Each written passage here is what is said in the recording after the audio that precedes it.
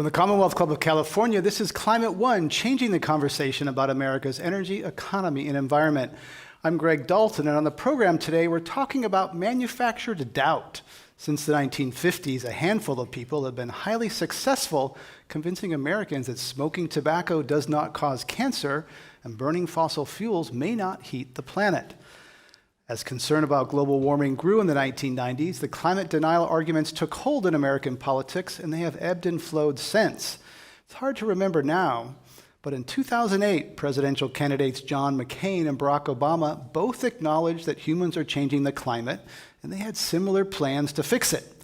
In 2015, Time magazine reported that only 16% of Americans said climate change is not real, the lowest point since it started asking that question. Now the election of Donald Trump has moved climate denial from the political fringe to the White House. We'll hear about attacks on science in the second half of the program from former U.S. Secretary of Energy Steve Chu, who is a Nobel Prize-winning scientist.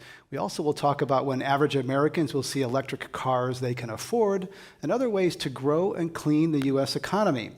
First, we'll dig into the story of doubt with Naomi Oreskes. You might call her Dr. 97%. In 2004, she wrote a seminal essay that found that 97% of scientific articles identified humans as the primary cause of warming over the past 50 years. She later co-authored the book Merchants of Doubt: How a Handful of Scientists Obscured the Truth on Issues from Tobacco Smoke to Global Warming. Silicon Valley entrepreneur Jeff Skoll made the book into a documentary film by the same name. And today, Climate One will present her with the Stephen Schneider Award for Outstanding Climate Science Communication. Each year, Climate One presents an award in memory of the late Stanford professor who was a founding father of modern climate science. He also advised me when I was creating Climate One as a project here at the Commonwealth Club. He was a fearless communicator of the risks of using the sky as a free sewer and the moral necessity of cleaning up our act for our children. Please join me in welcoming Naomi Oreskes to Climate One.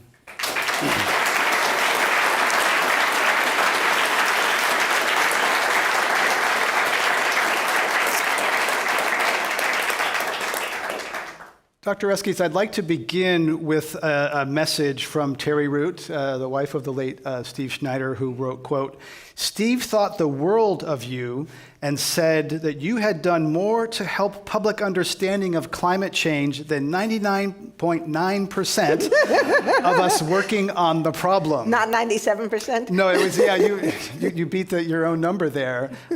So what did Steve Schneider contribute? What is his legacy in terms of as a communicator, as a fighter for and defender of science? Well, I think the crucial thing that Steve did was very early on, Steve understood or recognized the necessity of talking about climate change to the broader public.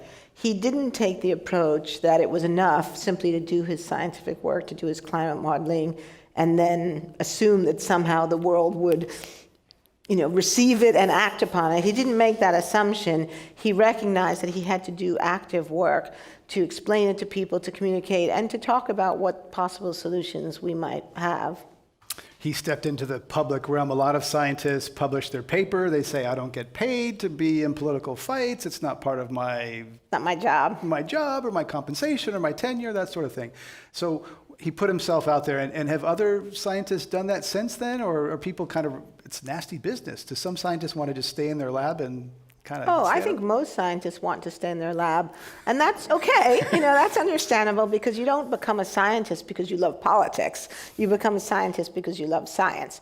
You love the experience of grappling with the natural world, the experience of just appreciating how amazing and complicated and wondrous the natural world is, or because, maybe you're a little bit Asperger's, you don't actually like people, So there are many different reasons why people become scientists, but not one of those reasons is because they like politics. So you have a kind of it's true, right? So you have a kind of self-selection against political engagement, against communication. Now, that said, I think the great legacy of Steve, and it was tragic, but one of the silver linings of his early death was that when Steve died, I think a lot of people realized there was this giant vacuum that was left after we lost him, and people began to talk about who was going to fill his shoes. And I think we all realized that no one person could do that, and that a lot more of us had to become involved.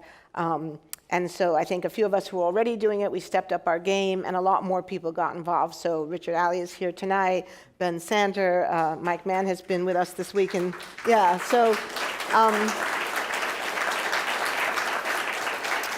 Catherine Hayhoe. I mean, a lot of scientists have stepped up to the plate and done really tremendously important work, but we clearly need to do more. There's even a T-shirt, I think, that it's now up to us, so that some people wear. You are call yourself a Sputnik baby, and you're a girl who went into mining. Not common. So tell us that story, how you got into science. Well, growing up, I was interested in a lot of different things, and I was one of these people who actually had trouble deciding what to do because I had a lot of interests, and my interests were disparate. I loved science, and I was relatively good in math, but I also loved reading fiction, and I played the piano. So, but I had to choose something, and you know, I was born in 1958. I was born in the same year as the Keeling curve, and you know, in the 1960s, growing up in the United States, if you were able to do science, you were strongly encouraged to do that. And teachers definitely said to me, I mean, I remember very clearly, my best subject in high school was actually French, and I remember at one point saying to a teacher, well, I wasn't really sure what I was going to do in college, and she said, well, it would be a complete waste to be a French major. It's like, well, I don't actually think that was right, but so, you know, I was definitely pushed in the direction of math and science. And then, of course, as a girl, so I was in high school and college in the 1970s, and that's just when the idea of that there should be more women in science, that people should support women to go into science was gaining traction. So I would say there was a lot of social pressure, actually, that if you were a girl who could do science, that you should do science. And that wasn't necessarily a bad thing, so I ended up in geology because I loved being outside, and I love rocks and minerals, I still do. As my husband can attest, I carry around boxes of rocks for no apparent reason. That's apparent to me, but not to anyone else in my family.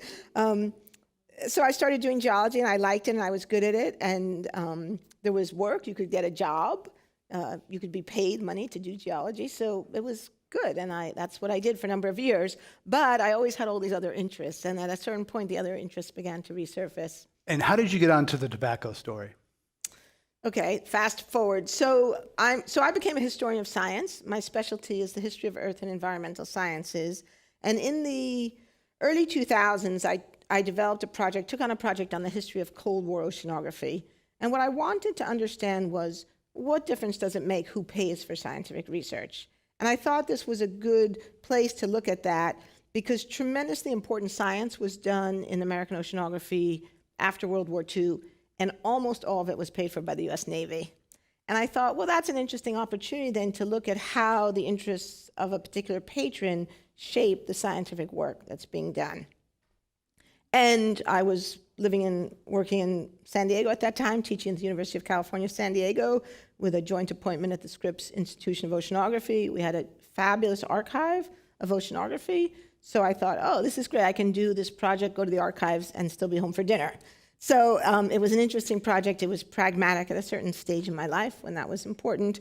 And so I started doing this work and stumbled across a body of papers about a group of oceanographers who in the late 80s, early 1990s, began to consciously suggest that oceanographers should move into climate change research.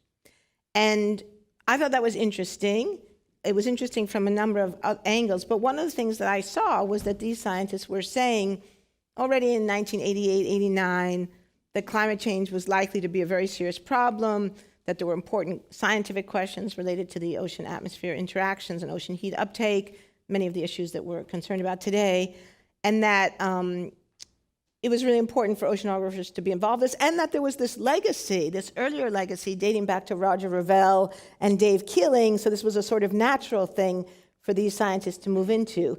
And I thought that was interesting, so I started learning more, researching more about this longer history of climate change research associated with oceanography going back to the 1950s.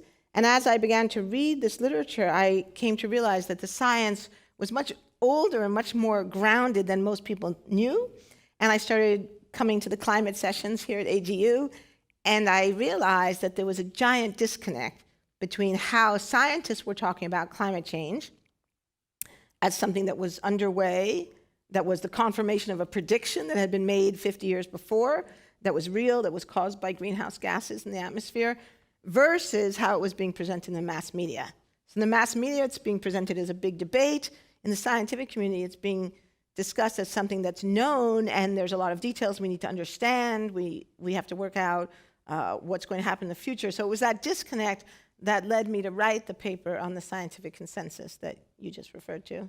We're going to hear from a tobacco warrior that connects this tobacco narrative with the oil narrative. Stanton Glantz is a key figure in the tobacco wars of the 1990s. He's a professor, runs a center at UC San Francisco. Let's hear from Stanton Glantz. My name's Stanton Glantz. I'm a professor of medicine at the University of California, San Francisco. I'm also the director of the Center for Tobacco Control Research and Education. On May 12, 1994, I got a box of documents that had been spirited out of Brown & Williamson Tobacco Company that showed that the tobacco industry knew back in the 60s that nicotine was addictive. They knew smoking caused cancer in the 50s. They knew it caused heart disease. And they developed a sophisticated strategy of science manipulation and denialism to keep the public confused and to forestall meaningful regulation of tobacco products. These are just my random packs of cigarettes. This is a pack of cigarettes from Australia.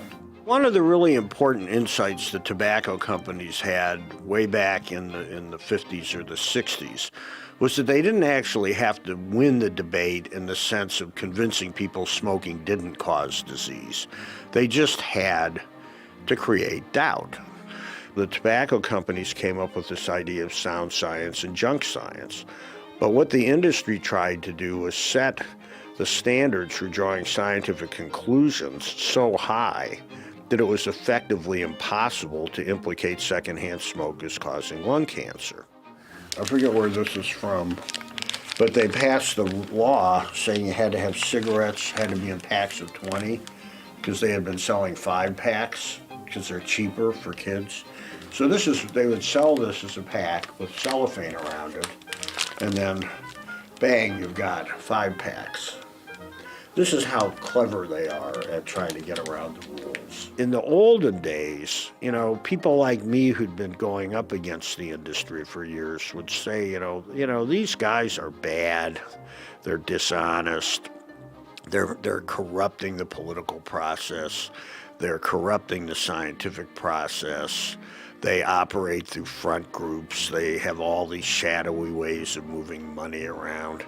And people would look at you and just say, you're paranoid delusional. But when it was the industry in its own words saying it, and when policymakers and the public and people in the scientific community and the courts were confronted with these realities, it started to change the way people thought about the issue. Stanton Glantz from the University of San Francisco, California, San Francisco. So connect for us, Naomi Oreskes, that tobacco narrative with the oil narrative. Sure. So after I published my article on the scientific consensus, I started getting attacked. I got hate mail, I got threatening phone calls, and I was attacked by Senator James Inhofe from Oklahoma. Now, at the time, nobody outside Oklahoma knew who Senator Inhofe was. Now we all know who he is. But at the time, I had no idea who this guy was, and why would a senator from Oklahoma attack me over a paper that simply analyzed what the state of debate was in the scientific community. And so I started digging a little bit, trying to figure out what was going on. And just by coincidence, I was at an academic conference, a very, very, very exciting conference, the International Commission on the History of Meteorology. And it happened that Eric Conway was at that meeting, and we started chatting. And I told him a little bit about what was going on. And he said, well, Naomi, the people who are attacking you are the same people who attacked Sherry Rowland over the evidence of the ozone hole. And my first reaction was that was just weird. My second reaction was, wait, did you just mention my name in the same sentence as Sherry Rowland, one of the greatest scientists of the 20th century and great humanitarian as well? So Eric said, yeah, when we get, this conference was in Germany, he said, when we get back, I'll send you some stuff. So I get home, and there's this big packet of materials that Eric had sent me, all about the attacks on the scientists who predicted and then discovered and demonstrated, documented the ozone hole. And Eric was right, it was the same people. And not only was it the same people, but the sentences were virtually identical, except you take out the word ozone and put in global warming. So it was the same arguments, the same strategies and tactics, but just ozone had now been replaced by climate change. And so I started digging a little bit to try to find out a little bit more about these people.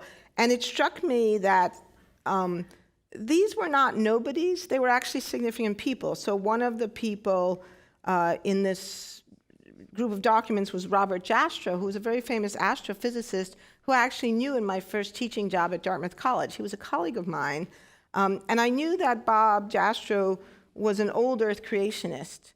And I knew that he was considered a little bit persona non grata by some of his scientific colleagues for popular books he had written that basically argued for a sort of creationist view of scientific discovery. So that was kind of an interesting little thing. And then one of the other people was Frederick Seitz. And Frederick Seitz is a very famous solid-state physicist. He was a former president of the National Academy of Sciences. He was someone I had heard of through my own background in history of science. So I thought, why would a former president of the National Academy of Sciences be doubting climate change? So I started digging a little more. And then I found out that Frederick Seitz had worked for R.J. Reynolds Tobacco. So then I called my colleague Robert Proctor, who now teaches here at Stanford, and I said, Robert, have you ever heard of a man named Frederick Seitz? And Robert says, and Robert has written, well, he wrote the book on the history of tobacco. But this is before his book had come out. Robert says, have I ever heard of Fred Seitz? And then the next few days later, another big package arrives in the mail, and it's a file like this of Fred Seitz's work and relationships with R.J. Reynolds Tobacco, and it was staggering to see. And that's when we realized this connection that these people had learned the strategies and tactics working with the tobacco industry. And those smoking gun documents were critical in their own industry, in their own words. Are there similar documents of oil companies? There's some attempts to get at those right now through New York and Massachusetts, and then some of the same lawyers are involved. Where does that stand in terms of, is there the same kind of smoking gun for oil as there was for tobacco? Well, the answer is not yet. I mean, part of the reason we have all these documents about tobacco is because of the litigation against the tobacco industry. Most of these documents came out through discovery. So we don't yet know what documents will or won't turn up about the oil industry. My guess is that ExxonMobil probably has a very effective document retention policy, meaning document destruction. So I think that people have learned from history. But nevertheless, sometimes I'm a very open person, and I am absolutely committed to truth and openness in all things. But I do have some thoughts about where key documents may be found that I actually think it's better not to share right now, just because of where we're at in terms of the legal situation. Mm-hmm. Do you think that all doubt is manufactured? Is there genuine, legitimate doubt that people have because for religious reasons or because part of their tribe or their social group have a certain belief? Well, I think you have to separate out two different things. There's always doubt and uncertainty in science because that's part of what it is to do an investigation. It's part of what it is to be curious. I mean, without doubt, we wouldn't have curiosity, and without curiosity, we wouldn't have science. So to me, what is so noxious and so pernicious about what these people do is they take a good thing, healthy curiosity, healthy skepticism, healthy doubt, something that drives inquiry, that drives discovery, and they turn it against science. They turn science against itself. And that is so noxious. It cuts at the core of what science is, and it's very hard to fight because we can't say, if someone says, well, there's a lot of uncertainty about climate science, we can't say, no, there's no uncertainty. That would be false. We know, of course, there are uncertainties. So we're having to make an argument that is much more nuanced than theirs. We're having to say, yes, of course there are uncertainties. And uncertainty on some level is a good thing because it drives inquiry. But nevertheless, we know a lot. We have a lot of very secure knowledge that's supported by tremendous amounts of evidence gathered by literally tens of thousands of scientists working across the globe for more than 50 years, we have good reason to believe that this information is robust. But that's, that just took me 7 sentences to say, right? As opposed to, well, I don't know, I think the science is unsettled, right? And that's the challenge we face. So do you think science is, that the narrative even should be based on science? Maybe the science is so complex that it's hard for average Americans to grasp, and maybe there's things other than science that ought to No, lead with. we have to have the science, because if we don't have the science, then people don't understand why we need to act, right? There's no urgency. There's no urgency. I mean, without the science, there's no explanation of the cause, right? Because we know that climate change is underway, and we know a lot about the causes. If we didn't know what the cause was, we wouldn't be having the conversation we're having today about things like carbon pricing or green energy. And if it were just about energy security, we could burn coal, right? We have a lot of coal in this country. We have a lot of coal in the world. So we have to explain the science, because it's the science that explains the causes, and it's the science that explains why we need to act on this problem. And again, so that's part of the challenge. We can't give up on the challenge of explaining science. We have to do that. But we have to find ways to make it make sense to people. And we can do that. I mean, we know that a lot of people are interested in science. Millions of people every year go to science museums, go to aquaria. There's tremendous amounts of interest in nature and science. People here go to the Exploratorium, they go to the Academy of Sciences. A lot of people actually love science, but we have to present it in ways that they understand. And that can be challenging for us, especially for climate scientists, because so much of the information is quantitative.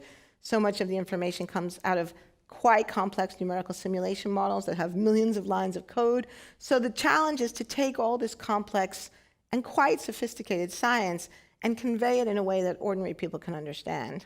If you're just joining us, we're talking with Naomi Oreskes, professor of the history of science at Harvard University and co-author of the book Merchants of Doubt. I'm Greg Dalton. We'll be right back after this.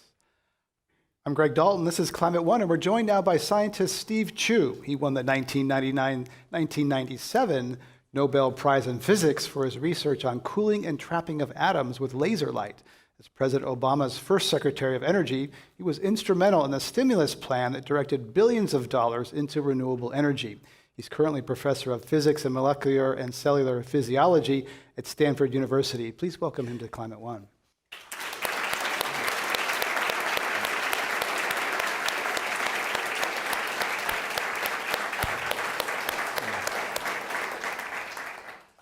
Secretary Chu, there's been a lot in the news lately about a survey sent to people at the Department of Energy asking about, are they now or have they ever been a climate scientist or attended a climate conference?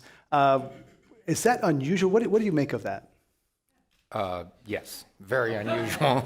I don't actually know of any other case where that has occurred. It was very startling. The Department of Energy career people have said, I'm sorry, we're not going to answer this. That is okay now. When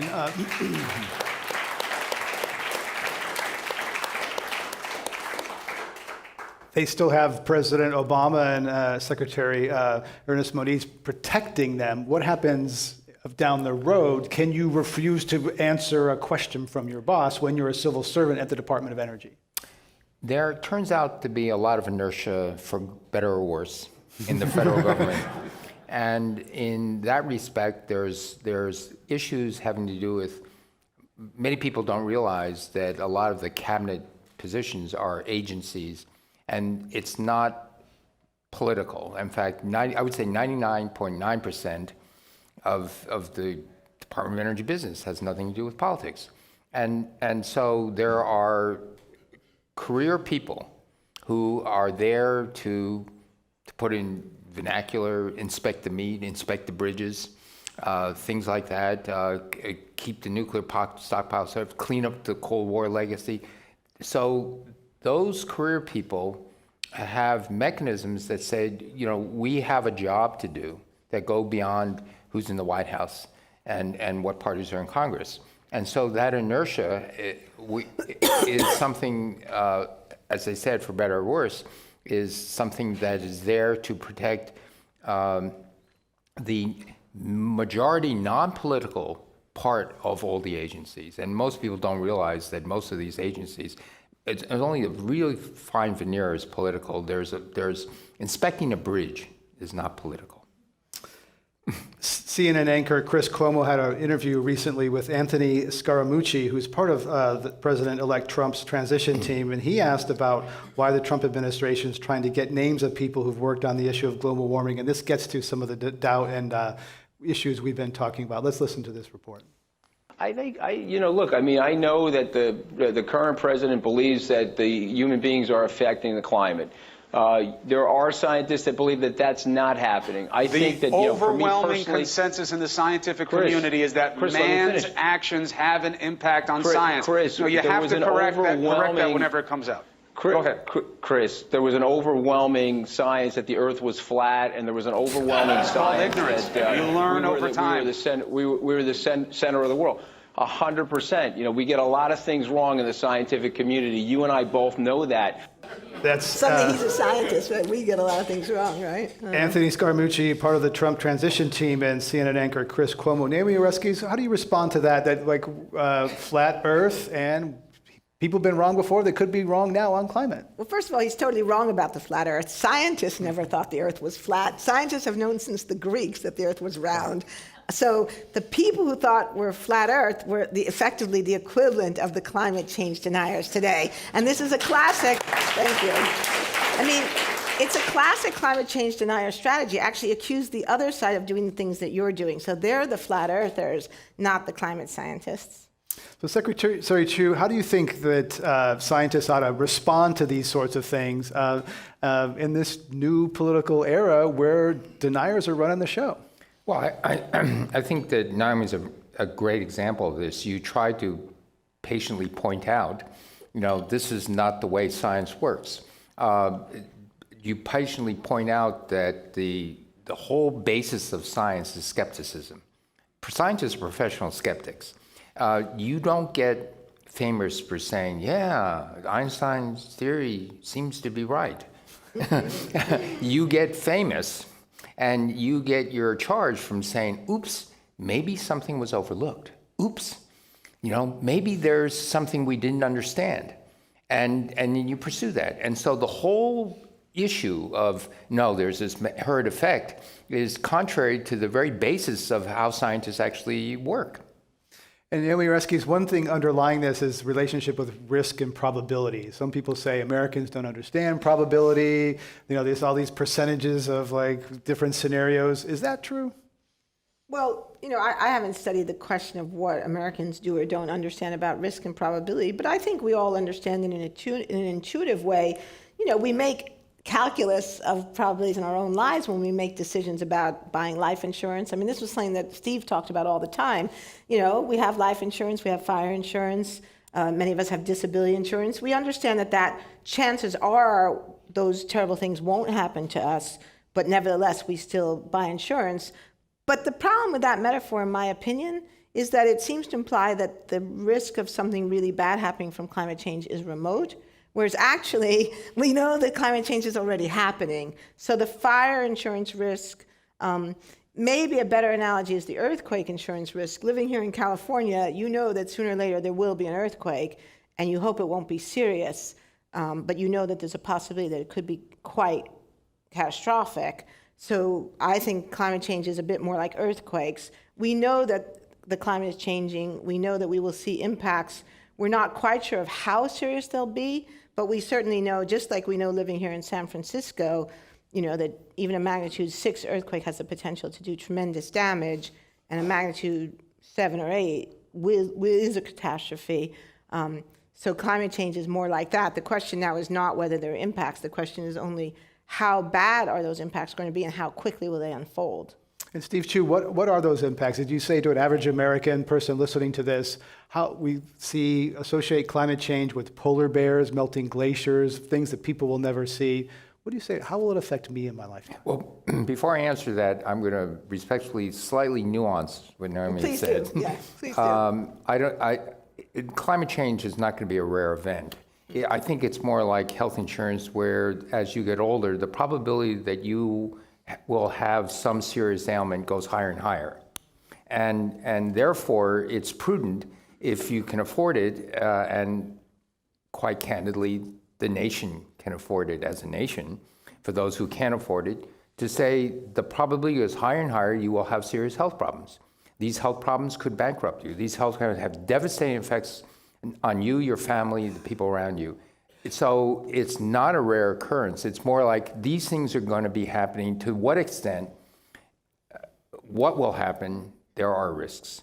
But in the aggregate, there are a small segment of the population. If you're in a very cold climate, you want to see more warmth, that's great. But in the aggregate, it doesn't look good at all. And so the nuance of people who've looked at this and studied it and follow it, and now I'm beginning to do statistics on it, is it's looking, there's uncertainty. It could be bad, it could be really bad, or it could be catastrophic. So that's the nuanced uncertainty. Yeah, great. Thank you. You're right. That's the right analogy. It's not the earthquake, because you're right. Even though we know earthquakes will happen, they don't often happen very often, and not everyone's affected by them. Everyone will be affected by the impacts of climate change. Right. Everyone's going to be affected. There will be a few people who live to the age of 90, untouched by serious disease, but rare. And so what are the risks? The first ones, I think, are what I would call stability in the ability to produce food on a country's borders risks, including the United States, which include the water supplies and the sinking water tables. And if you have a collapse in agriculture, this could be devastating. Now, we don't know whether the Syrian collapse of agriculture was a climate or a bad weather problem. We don't know whether in parts of Africa it is, but as we look going forward, the probability that you can't say that was weather, this was climate. It doesn't parse that well. It's like a famous baseball player in San Francisco named Bobby Bonds. He's all of a sudden hitting 60 and 70 home runs. And Barry Bonds, yeah. and was that home run because he was a great athlete, or is that home run because he had steroids? Right? It's meshed in, but it's coming well out of the noise that the climate is changing. The weather impacts statistically over the last 30-40 years are very clear-cut. There are more heat spells, very serious heat spells. There are more downpours, things like that. The collapse of agriculture, I think, and the water supply risks are the most immediate ones. Sea level, slowly creeping. But that's one of those, to quote Carl Sandburg, one of those comes on little cat feet, right? Because I talk about sea level rise from the last warm period, 120,000 years ago. The historical record, 1 degree warmer, this is not a climate model, this is just simply the historical record. Were the seashell critters living at what level? It was 6 to 9 meters higher. So if we meet the UN climate goal, we're 6 to 9 meters higher. The question is it going to take 500 years, 200 years, or 2,000 years? And everything recently is going to go faster. But that, before we see that, which is catastrophic, because that means 10% of the world population are climate refugees, you will see more immediate climate refugees from collapsing agriculture. And even for someone who grasps these risks, sometimes it's hard to understand, okay, what can I do about it? And some people think that there's sort of this socially constructed silence around climate because even if I accept it, I don't know what to do with these risks, how I can affect change, so I'm just going to block it out of my mind. Naomi Oreskes, might call that cognitive dissonance, but how can someone say, okay, I accept it, but what can a person do? Well, it's interesting. I've been talking with people a lot about that this week at the American Geophysical Union, and about the whole issue of messaging. And again, this is a really tough one for scientists because most of us have no training in communication, marketing, advertising, any of those kinds of things. And we kind of feel like we don't want to. I mean, marketing, advertising, those are things that are very uncomfortable for scientists because they're associated with, untruth, hype. But I think we have to. Well, I would say 99% of the scientists. Yeah, okay. Or There you 98. go, 97. But in Yes. general, I mean, even for me as a person who's spent a lot of time in the last, 10 years in this role as a communicator, it's still sort of uncomfortable to think about turning complex problems into sound bites. But I think we have to, because otherwise people do just throw up their hands in despair. So, and actually I saw Hunter Cutting was here, and Hunter, I want to talk to you about this, but I was thinking today, and also because people ask me constantly what to do, or I hear scientists being asked what to do, and I've been in the room a lot of times where people say, well, what should we do? And scientists shrug their shoulders, or they say vote, So I was thinking today, so here's my soundbite message. There are 3 specific things I think that we could do in this country that would make a difference. Stop building more fossil fuel infrastructure, eliminate subsidies for fossil fuels, and put a price on carbon.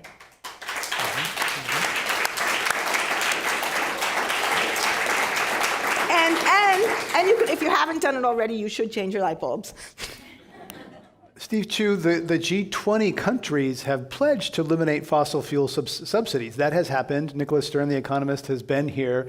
The governments have said that, but it's slow in happening. And a lot of countries, people stay in power by subsidizing fossil fuels to keep the people happy and moving around. Nothing gets Americans angrier than the spike in the price of gas. Every politician knows that. But why isn't that happening faster? Because politicians are following the second golden rule in politics, which is to get reelected. The first is to get elected. Oh, I thought the first was he who has the gold makes the rules. Well, this is a physicist's empirical rules. There's no fundamental Maxwell's equations, so There's no law. there's no law yet. But I would say that it's a cheap, temporary way of not getting voters angry at you, and the issue of fossil fuel subsidies can go from driving around at 25 cents a gallon gasoline in some countries to our own country, where if you look at the renewable energy subsidies and the fossil fuel subsidies and the dollar amount, fossil fuel still trumps it by a lot. And the fascinating thing is, I was at a Senate hearing, and a well-meaning person said, well, we've been subsidizing renewables for a long time. When do you think it should stop? And I said, well, maybe in 10 years. I think if you count from the late 70s when Carter started doing this to now, and from that 50 years, we've been doing fossil fuel for 100 years, we should stop them all at the same time. I do think if 10 years from now, we won't need it if you make a level playing field. If you're just joining us, Steve Chu is former Secretary of Energy. We're also talking with Naomi Oreskes, Professor of the History of Science at Harvard. I'm Greg Dalton. We're going to go to our lightning round and ask our guests true or false questions. Starting with Secretary Chu, true or false? If Americans simply had more information about climate risks, they would take more action. False. Naomi Oreskes, facts change people's minds. True or false? No, that's not fair, because we know that facts alone don't change people's minds. So the assumption that facts alone is false, but under the right circumstances, facts can change people's minds. So we shouldn't buy into the Sometimes. canard that they never change people's minds, because that's not true. I like to give nuanced answers like that. Well, sometimes we have to resist. We'll get to that. Steve Chu, yes or no? Many Americans want to revisit high school science. I think you should revisit high school science. There are many been a bad ways of influence. teaching science in high school and grade school in a much better way, a much more compelling way, that actually teach people how science works and what its mechanisms are, so after periods of time, truth comes out. You see the problem with scientists, yeah. Yeah, right, yeah. Naomi Oreskes, yes or no? Many people who disagree on climate and science can agree on cool solutions, LED light bulbs, electric cars. Yes, I believe that's true. Steve Chu, yes or no? ExxonMobil CEO Rex Tillerson may be the climate pragmatist in President Trump's cabinet. I hope it's true. Or unfortunately, it might be true. Yes. Another one for Secretary Chu. If President Trump guts President Obama's plan to clean up coal-fired power plants, it may not be that big a deal because many states and utilities are already on track to meet those goals anyway. Partially true, but there are a lot of coal plants. Anything before Clean Air Act, Bush 1, was grandfathered in no SOx, no NOx. And many power utility companies it's like jalopies, Band-Aids, totally written off, totally depreciated. Money machines, coal's very cheap. If they can keep the jalopy going, except there's no smog test. And so mercury in particular matter would be the only way to force that behavior to say it's not financially viable. So it's sorry for the nuanced Get at the answer. dirtiest of the clunkers out Right. there, the coal plans. Another one for Steve Chu. Your environmentalist friends are going to be drinking a lot the next 4 years. They are already. They've started. Sorry, that was your question. But I thought I'd help. Last I one. agree. And you all can do some of that here tonight, too, so later, shortly. Naomi Resky's yes or no, well-behaved women never made history. Absolutely. All right, that ends it. Let's give a round for our...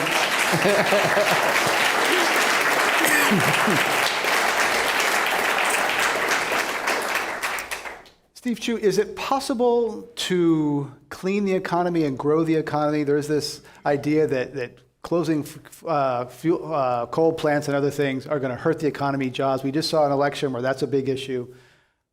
I think it's quite the opposite. I think it's going to help the economy. There's merchants of doubt, but this is pure misinformation in many respects. Okay, at the levels we're at, wind and solar, 5% and 0.5%, going to 15%, 20%, it's cheaper. Now, 50% is a different story, standby power, lots of things. But right now, natural gas, wind, solar, coal is fourth. And pure money, green eye shades, forget about even carbon capture. And so this is serious misinformation. And the volume went up when solar became really cheap and when wind became really cheap. The misinformation started to increase. When are we going to see electric cars that average Americans can afford? What do you see there in terms of maybe a breakthrough on batteries?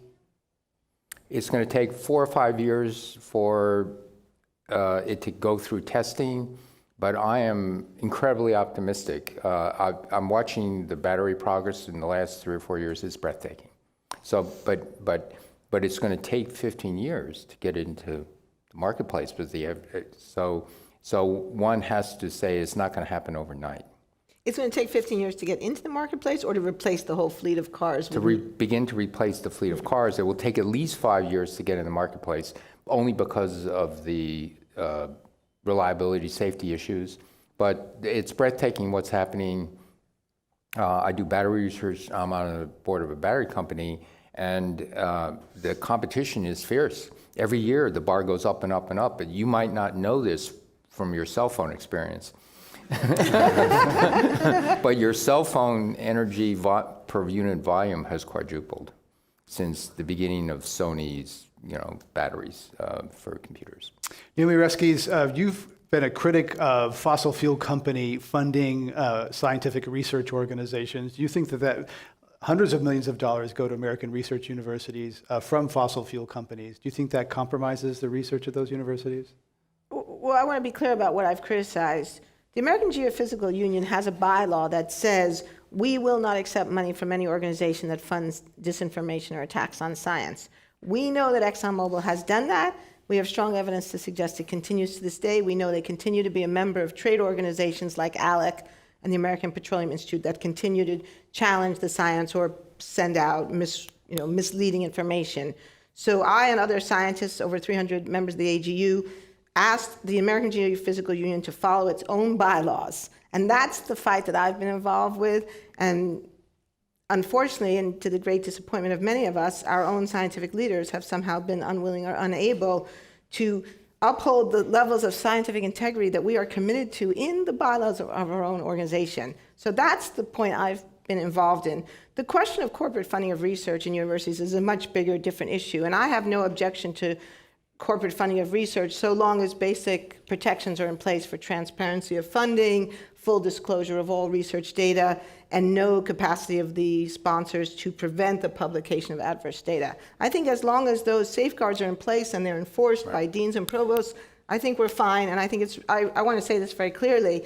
I'm a historian of science. There has been tremendous, great science funded by the private sector in this country.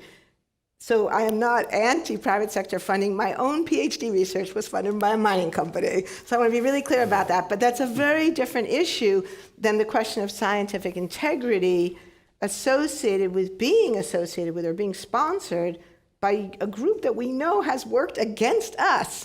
I mean, it's like it's like that old thing about they'll pat you on the back with one hand and pick your pocket with another. That's what ExxonMobil has been doing to us. So again, just to bring it back to AGU, it's just a request that we follow our own principles and protect the integrity of our own organization.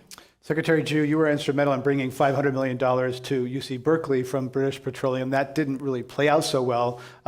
Looking back on that, what are your thoughts, and do you think there's concerns about these fossil fuel companies funding future generations of scientists? Well, I'm not sure what you mean by didn't play out so well. If you mean it didn't play out so well because BP's dream at the time was that you could make biofuels competitive with oil at $80 or $100 a barrel. It is not competitive at $80 or $100 a barrel, let alone 50. That doesn't mean it will never be, but it's also based on other things, like it's mostly the agricultural residues that are now just going into landfill and being recycled as methane and carbon dioxide. There's a huge amount of resource there that you do want to turn into chemicals, products, energy. And so now, if you meant it didn't play out so well in that respect, I agree. There was nothing in the BP relationship with UC Berkeley and Berkeley Lab that said, oh, this is a greenwashing, this is something that we're just going to put a face on. At the time, I'm absolutely convinced and remain convinced that during that time that BP was very sincere. They were looking for alternative solutions. They have big, deep pockets, and if you look forward in the future, most of the European oil companies that I know of are still very deeply enmeshed in that. I'm talking BP, Shell, Statoil. They know very vocally and behind the scenes and in front of the scenes that this is a very serious problem. And it is something that, yes, eventually they will go out of business, but not for the next 50, 60, 70 years. They're going to be in business.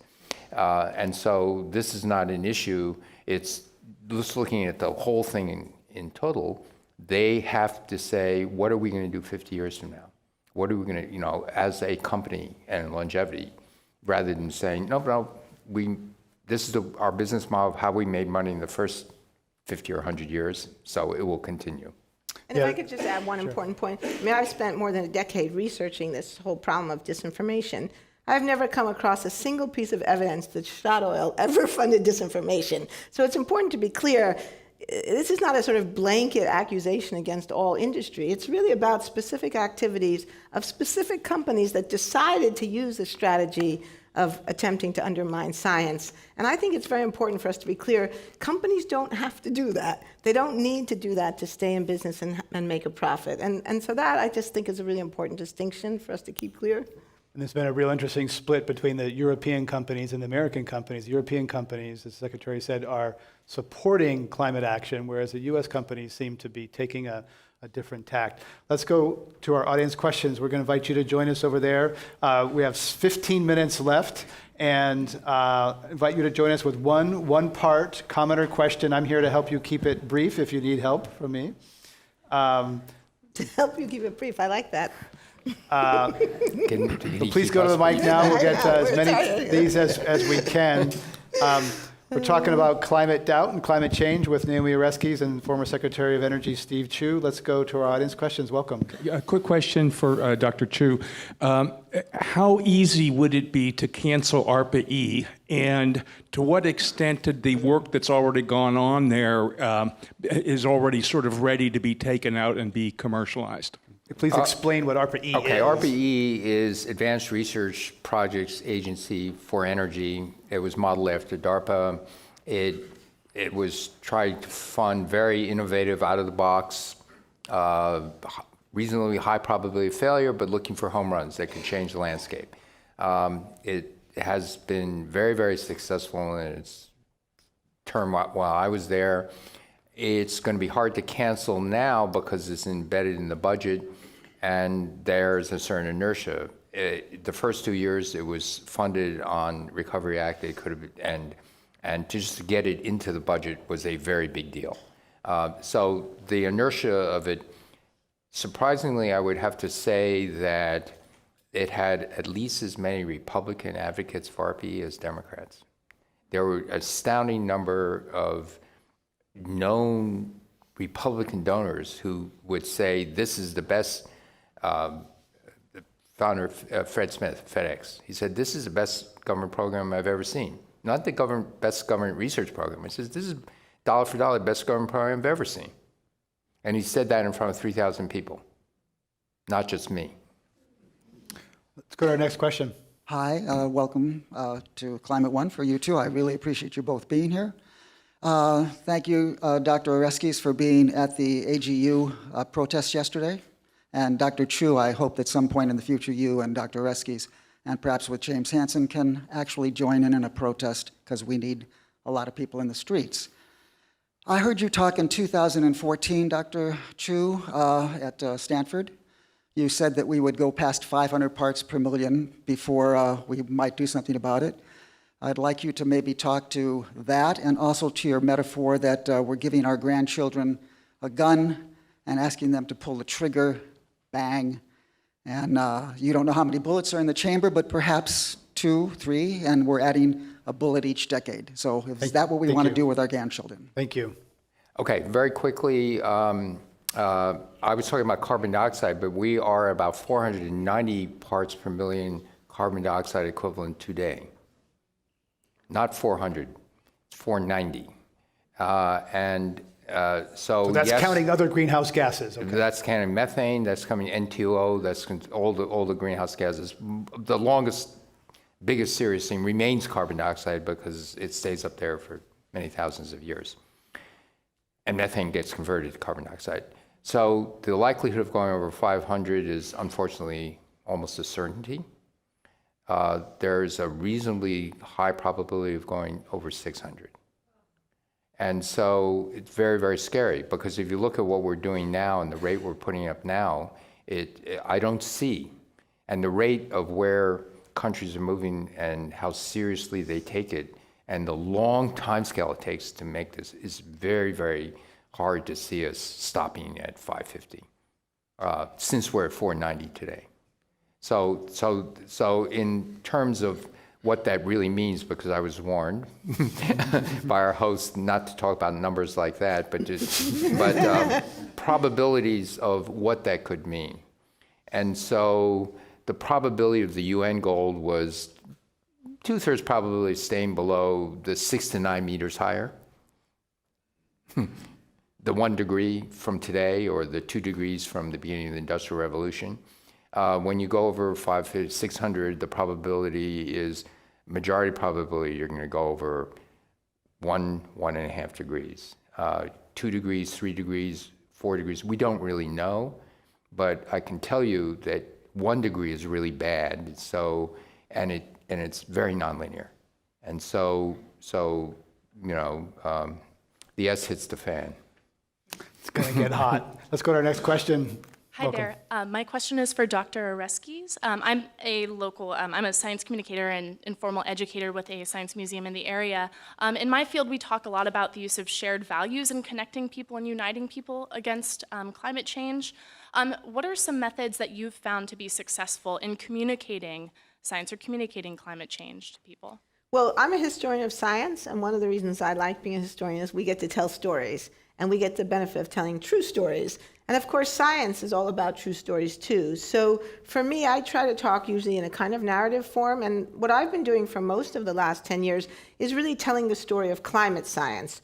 Why did scientists even get interested in this first place? Why did Dave Killing start measuring CO2? Like, that's kind of a weird thing to have dedicated your life to. So what were the scientific questions that made that a sensible thing to start studying? What predictions did scientists make back in the 50s and 60s of what this would mean, and how those predictions have come true? And I also like to tell that story because as a historian of science, I don't really believe in the hypothetical deductive model. If you look at what scientists do, as I always say, yeah, they occasionally do that. There's a lot of things scientists do that don't fit that hypothetical deductive model, but most people, if they were taught anything in school about science, if they remember anything, what they think the scientific method is the hypothetical deductive model. And the interesting thing is that that does actually fit the work of Roger Revelle and Dave Keeling, who in fact predicted, and Suki Manabe and Steve, that if carbon dioxide increased, it would affect the climate in certain kinds of ways. And now we're seeing those predictions coming true. So by telling it a kind of story, a narrative of scientists working on certain things and discovering certain things, I find many people, at least they listen, they don't leave in the middle. So I guess that seems to work pretty well, and they invite me back. So it's really about telling the story of climate science as a story of investigation and a story of discovery. Power of stories and repeating those stories, even if you're bored with them. Let's go to our next question. Welcome to Climate One. Thank you. Thank you, both of you, for the work that you've done and for being here tonight. This first question is for Dr. Chu. How do you feel about Governor Perry possibly being our next energy secretary? And for both of you, what's your greatest concern for the planet under a Trump presidency? I'm going to sound very political. No, seriously, many people have been asking me that. There's press has been asking me that. I've been not committal, but I will say here that I want the Department of Energy to succeed in its mission. And its mission is to do science and research and to lay the seeds for new technologies, and also to get information that can inform the public sector and the policymakers what's going on. If you try to do public policy in the absence of knowledge, this is not a good thing. And so if you look at the missions of the Department of Energy, those are its missions. It's 99 or 97% or 99.7% science. And so I hope that Governor Perry believes that that is that mission, and that's what the agency is there to do. I heard an optimistic gloss on this, though, that Governor Perry may not show up for work because he may forget what agency he was assigned to. I actually sat down for quite a bit of time with Governor Perry at Climate One. When he came to California, he drove a Tesla. He was trying to lure Tesla to Texas. Texas has a lot of wind. So I think people are nuanced, and there's definitely, if what Secretary Chu says about the price of renewables is true, then there will be increasing incentives and profits to be made. So you can listen to that podcast with then Governor Perry at climateone.org. And Naomi Oreskes, what do you worry about in a Trump administration? Yeah, what is there not to worry about? Most. I think the question was most. Yeah. I think the question was actually, what do I worry about most with respect to the planet? I think, is that what you said? I mean, honestly, what I worry about most is American democracy. I mean, I think we have to really worry a lot. And I'm worried. Tell you what I'm really worried about? I'm worried about voting machines, electronic voting machines that don't have a paper trail. Let's go to our next question. Welcome to Climate One. Thank you. Peter Joseph with Citizens Climate Lobby. If I can recover my composure after what Secretary Chu just said about what the real CO2 levels are, I'd like to ask you this question. Rex Tillerson, 7 years ago, was advocating for a revenue-neutral carbon tax. He did so in Washington, D.C. at the Economics Club there. And ExxonMobil has a shadow price on carbon. So what do you think are the chances that if he becomes Secretary of State, he will follow through on that advocacy? Well, actually, I wrote an op-ed piece on carbon tax in the Boston Globe about half a year ago, and I quoted him as a reasonably good model for what to do. You start low at $10 a ton. By 2030, it's $60 a ton. By 2040, it's $80 a ton. I said, that's actually really good. If you do that, a lot of the clean power stuff is not needed. And so now the question is, now, I've heard all sorts of conflicting reports. Some say he's trying to convince the other American oil companies to say yes, to join the European oil companies and gas companies, and other reports saying, well, he's saying that publicly, but maybe he doesn't mean it. So I don't know, but certainly he has been, if you go to the ExxonMobil website, it's been visible for at least 5 years. You said 6 or 7 years. And so I hope he means it and gets the other oil companies to do it. And he has openly admitted that climate change is real and a large fraction of it is caused by humans. That he's been public on. Steve Chu is former Secretary of Energy. You can join the conversation on Twitter using our handle @ClimateOne. Let's go to our next audience question. Yeah, this question just popped in mind. You were talking about does the ordinary person, the non-scientist, how much they can appreciate statistics and prediction, how much faith they can have in them. Well, we just went through an election where all the prediction models and the statistics were totally wrong. So, comment? You know. Can I take that? Yeah, please do. Because, So this is a very fair question. I think in the around 2000 to 2012, there was a plateau in the temperature increase of the surface temperature of land and the ocean. And the climate models had not predicted the plateau. And so this was really fodder. The whole time I was in DC is, you guys got it wrong. And so what has come to light in the last couple of years is very subtle. The climate models did miss it. What did they miss? We have ocean probes that go from the surface down to 2 kilometers back up every 10 days. They telemetry the data back, about 4,000 of them all around the oceans. And a couple years ago, the paper came out. Guess what? The climate models didn't, what happened was the extra energy. We monitor the energy hitting the Earth from satellites. We have a good idea of what escapes. We actually have satellite cloud cover and all these other things. Very complicated stuff. Where's the energy going? It's not making sense. The good news is energy is conserved.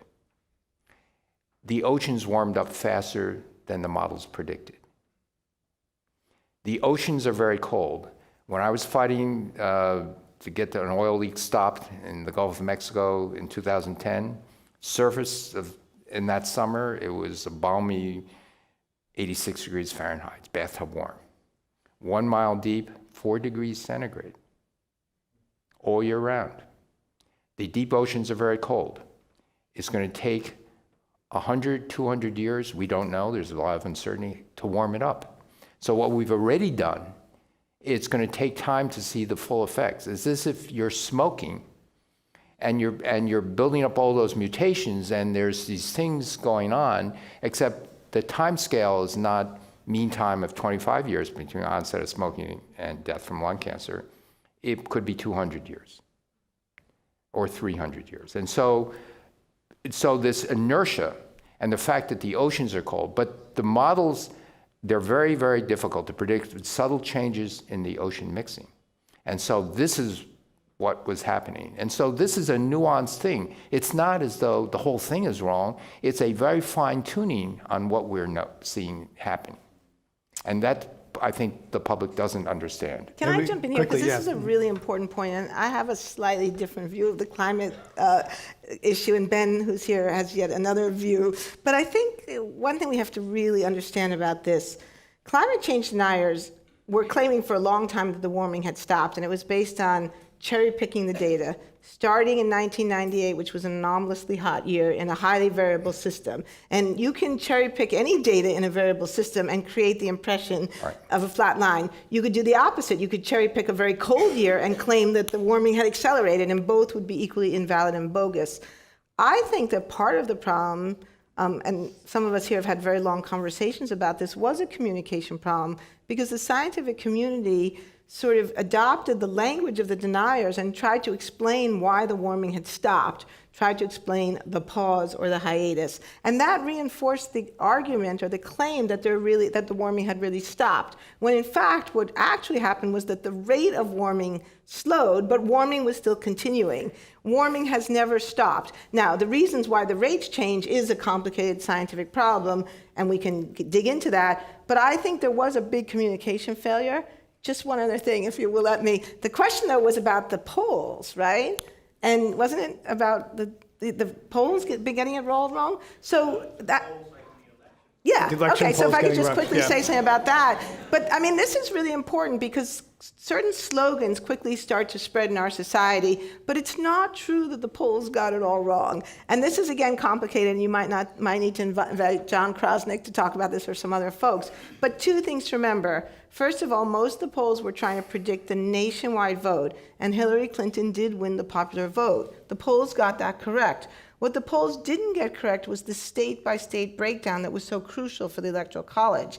And that, my understanding is from talking to people like John Krosnick and my own husband, who follows this very closely and is a very sophisticated person when it comes to statistical questions, is that we didn't actually have enough high-quality detailed polling on a state-by-state level to get those data accurate and correct. So, and the third thing, and what John Krosnick claims, and I don't know if this is true, but it'd be worth thinking, John claims that the scientific polls actually were correct, and that there are a lot of polls out there that are not done scientifically, and that the news media was mixing and a lot of non-scientific claims with scientific claims. So that this definitely needs to be unpacked, but it's not correct to say that all the polls got it wrong.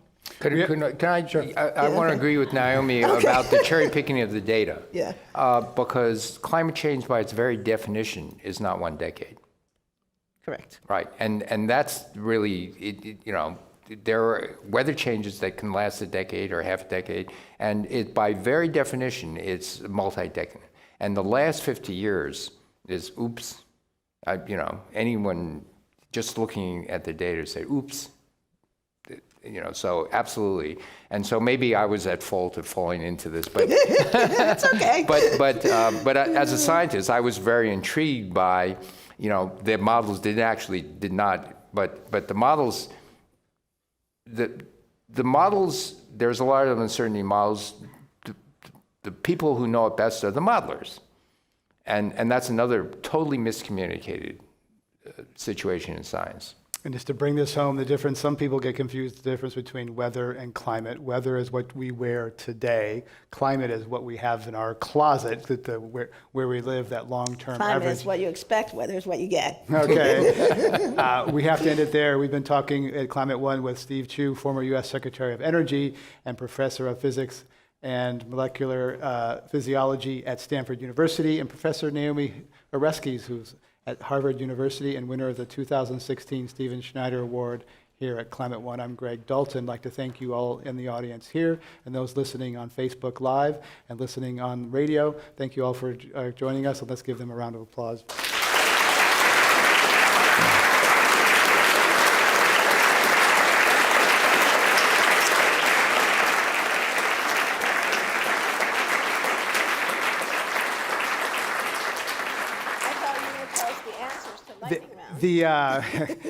We're going to go into the award phase of this. I'm just going to tell you a brief story of the background of this award. 10 years ago, 2007, right around the time of An Inconvenient Truth, the IPCC Fourth Assessment Report, I went to the Russian Arctic on an icebreaker with some scientists from MIT and Cal and had this life-changing experience, and came back after I'd seen climate change and learned about it. I was wearing my Hawaiian shirt out there in the Arctic on this icebreaker. The first thing I did is wow. I cried a lot. I looked at this wow, this is intense. I went to Stanford and talked to Steve Schneider, and I said, I want to do something about this. What should I do? Who's who? What's what? And and we sat out there with Patricia, he laid it out for me, and he eventually, we communicated. He became the first member of the Climate One Advisory Council. 2010 or 2009, he launched his last book, Science as a Contact Sport, here at Climate One. We're going to see a bit of a video from that. And in 2010, July, he was in Europe. He wrote to me. I was inviting him to come to Climate One, and he said, I'm not in good health. I have to stop burning the candle both ends and in the middle too. And there was a day where he was flying back from Europe, and he died on that flight. He did not make it back, and the news got to us. We were expecting to see him that night. He didn't make it. Joe Rome from Climate Progress was on the show that night, and we were turned into like Let's Remember Steve thing. We were all startled. Gave his life and really to the cause. And afterwards, I went to Larry Goulder and some others at Stanford and said, "What can we do? I'd like to perhaps establish this award to remember him." Now this is the 6th year we've been doing that.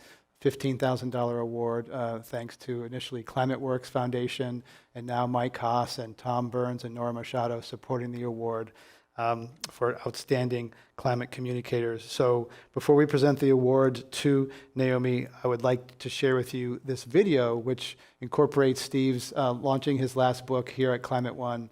So let's watch this video. And we're going to come get unplugged.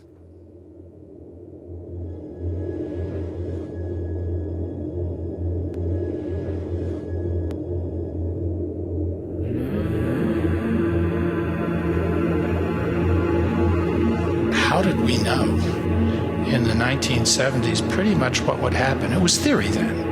And since then, nature's been cooperating with theory, but we kind of knew what was going to happen. You couldn't add 4 watts of energy over every square meter and have nothing happen.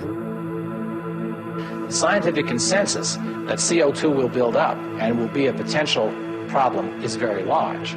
But a scientific consensus on precisely how influential it will be in 10 years or 20 years, what areas climates will get better, what areas will get worse, this is where the controversy comes in. We also knew that you had to stop using the atmosphere as an unpriced sewer to dump your smokestack and tailpipe waste and your land use change interactions.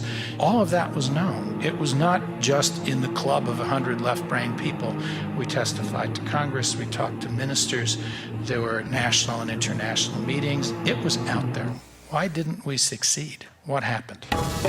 Climate science is a system science. It's like trying to understand your body, or trying to figure out something with cancer, or how is the educational system going to work most effectively, and how are we going to do security. Every one of these complex systems problems has multiple components. And when you break them down, what you find out is rarely do we know everything, and rarely do we know nothing. So we have to break system science into the well-established components, which are settled. I'll tell you a few. Into competing explanations where our work has been able to get us to winnow it down to 2 or 3 possibilities. Here's where the disconnect comes along. Special interests will grab what's convenient for their ideology or their position. So what you end up with is you end up with a cacophony, typically, of people selecting stuff out of context, and then you end up with the end of the world versus good for you. Now, I'll confess my prejudice. The end of the world and good for you are the 2 lowest probability outcomes. What we are looking at is a multiple range of potential outcomes, and what systems scientists do is they winnow out the relative likelihood of these multiple outcomes. So if you try to cover it as a yes or no, and you go out there and you take a 200 scientist report like the Intergovernmental Panel on Climate Change, it goes through 3 years of writing, 2 rounds of reviews, 1,000 review comments on every chapter, and then 2 petroleum geologists, who are special interests in finding oil, paid by you-know-which oil company because they have PhDs and given equal status in a story or on television. You see, we get a little mad about that, and we call that utter distortion, and they say, oh no, that's balance. It is not balance, it is utter distortion, because they are not reporting the relative credibility of the multiple positions, and it means that you're leaving it up to the public and the political world to figure that out for themselves. They're capable of it, but they rarely do it. How many people in this place, in the fire-prone California, have had a house fire? A few of you. Typically, it's 1% to 2%. How many of you have fire insurance? We already are very risk averse when we have consequences that matter. We do not need 95% certainty. Here is where, again, people frame this problem by looking for exceptions to the conventional wisdom and claim until the exceptions are resolved, it isn't proved and it's premature to act. Yet we're acting on a 1% risk and paying insurance. And here we're talking about 50% risks to the planetary life support system, and they're telling us that's not certain enough. Let's talk about tipping points. So what about Greenland? How could Greenland be a tipping point? Right now it's melting at an unprecedented rate. The water is rolling down. Nobody knows if the water is freezing on the way down or reaching the bottom. If the water makes it all the way to the bottom, then it's going to heat the bottom and lubricate it. Once you start melting it, it creates a self-fulfilling prophecy where you could move toward 5 meters of sea level rise and there'd be no way to stop it. What we don't know is, does it need 1 more degree before that happens, 2 or 3? All I can say with high degree of confidence is the more we keep adding unprecedented levels of warming to the system, the more the number of tipping points that are going to be crossed. We know for sure they're there. We don't know for sure where they are. This is not just an academic exercise. This is something we've got to have people deeply engaged in because we're talking about the sustainability for their children, the grandchildren, and the rest of nature, our behavior. What's the worst thing about tipping points like Greenland? We will probably not know when we've crossed it for 50 years. So our behavior in the next generation could precondition a sustainability issue for a millennium or 10 based upon the convenience of one species for one generation. I find that a very morally daunting prospect. So what we're really doing is we're insulting our global environment at a faster rate than we're understanding it. And the best we can do, in all honesty, is say, look out, there's a chance of potentially irreversible change at a global scale based upon the benefits of use of energy. And it's very tough for us to know whether those benefits of energy today are worth the potential risks of environmental change. And we have got to take back the airwaves in a way and make certain that what's out there is more credible, not just simply following some formulaic balance. Thanks very much.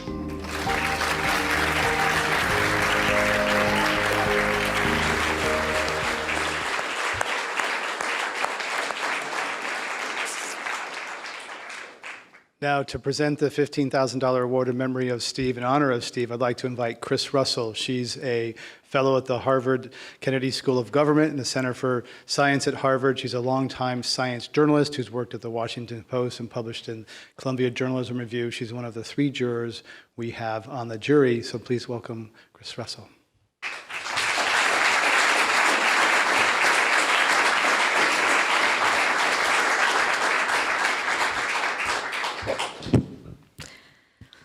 Well, that was actually very emotional for me.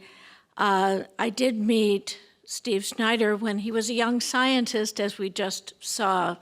I was working in Washington, D.C. as a young science journalist.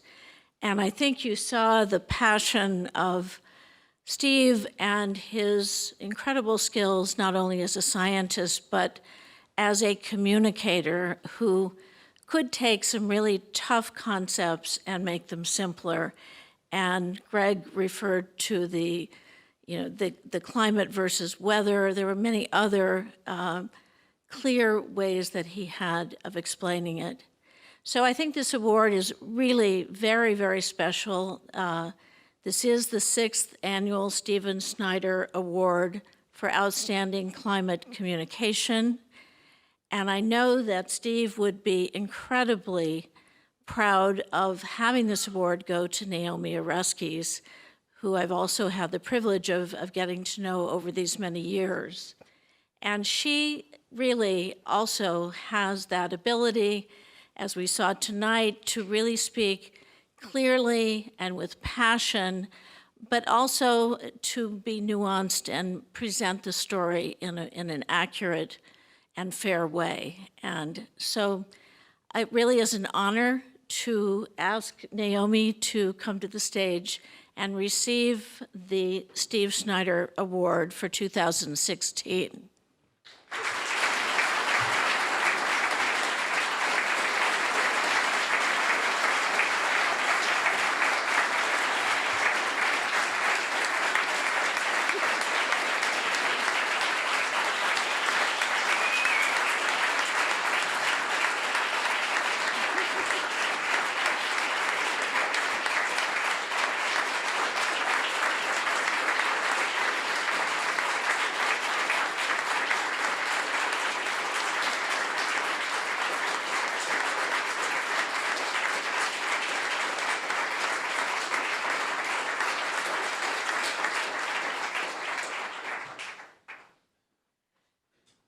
I'm supposed to say something? Yeah, I feel like I've done a tremendous amount of talking this week, and I don't actually have much to say right now, except that it's an absolutely profound honor. The other people who have won this prize are all people I admire greatly. Steve was someone I admired greatly. And this is a tough job, but it's also a huge privilege. As Ben Sander often says, it's a huge privilege to have the opportunity to do science. It's also a huge privilege to have the opportunity to represent science. So despite the hate mail and Senator Inhofe and all of the bad things, it's really been a privilege and an honor to have this opportunity to play this role. I want to take a minute to thank my husband, Kenneth Belitz, who's with us here tonight, who has held down the fort while I tried to hold up the world.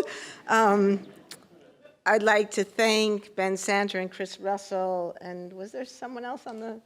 Larry, thank you. I'm sorry, Larry. And Larry Goulder for choosing me for this really special honor. I'd like to thank Greg Dalton and Climate One for, not just for tonight, but for all the work you've done and the really nuanced and accurate way that you have covered climate issues.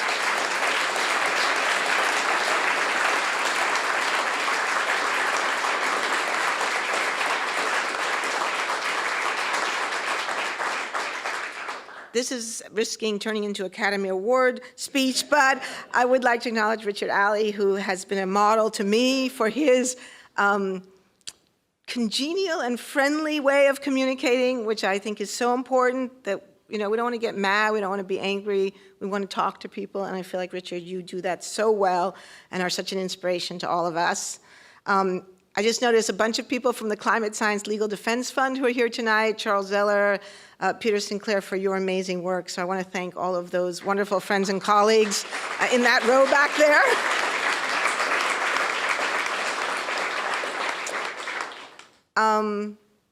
Oh, and Rose Aguilar, whose wonderful program I had the opportunity to be on this morning at KALW, thank you. And I'd also like to just take a moment to thank someone who's not here tonight, but who's really been important to me, which is Robbie Kenner, the filmmaker who turned our complicated and nuanced book with lots of footnotes into a film that people could watch and see and understand. So Robbie Kenner, it has been an incredible joy, pleasure, and learning experience to work with Robbie. I learned so much from him about how you take complicated stories and boil them down and boil them down and boil them down again till your heart is breaking because of all the things you've left out. And yet seeing that the product is something important and vital and valuable, and people who want to know more can always go back and read the book. So thank you to all of you. Thank you for all being here tonight. Thank you again, Chris, Ben, Larry, Richard, and of course, most of all, Ken. Thank you all so much.